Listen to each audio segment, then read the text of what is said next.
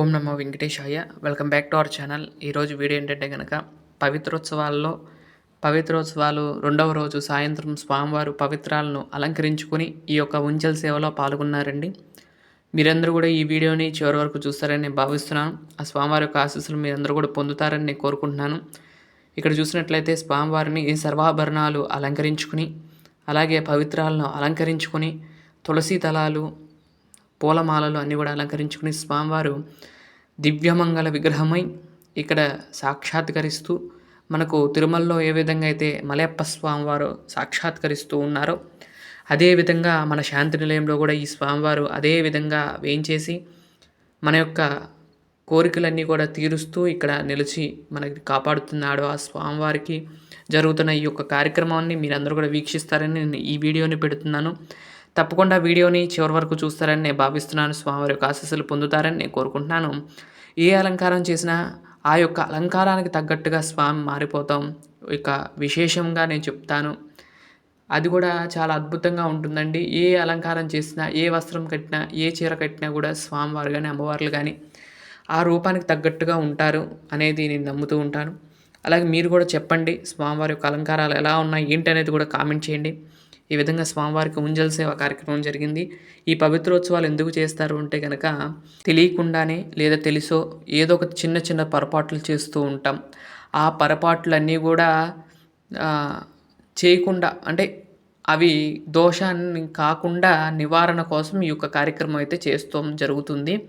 ఏదైనా ఎలాంటి సమయాల్లో ఎవరైనా వచ్చినా అంటే తీయకూడని సమయాల్లో తీసిన తలుపు అలాంటివి కొన్ని ఉంటాయి.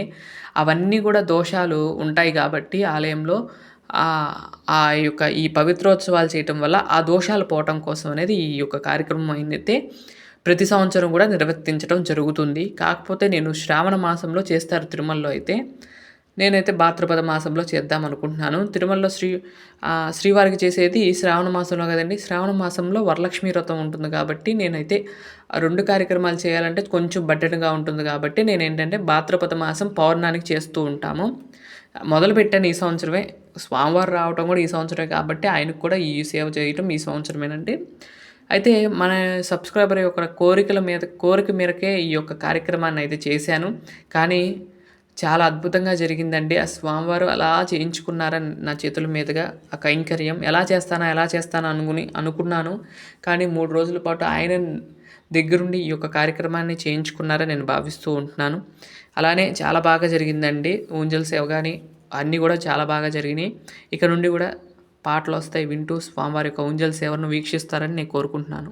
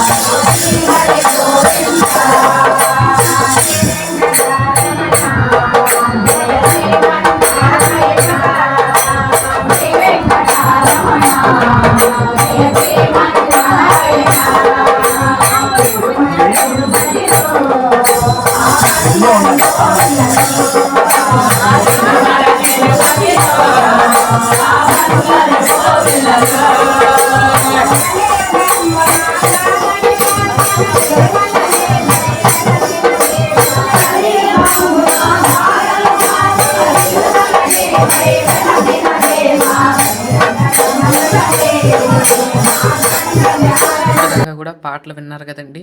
వేరే పాటలు పెడితే గనక కొంచెం కాపీరైట్స్ వేస్తున్నారు. అందుకని నేనేం చేస్తున్నానంటే ఎక్కడైనా రికార్డింగ్ చేసుకున్నవి ఉంటే గనక అవే వేస్తున్నాను. ఏమనుకోబాకండి. అంటే ఒకటే పాట వస్తుందని అనుకోవద్దు.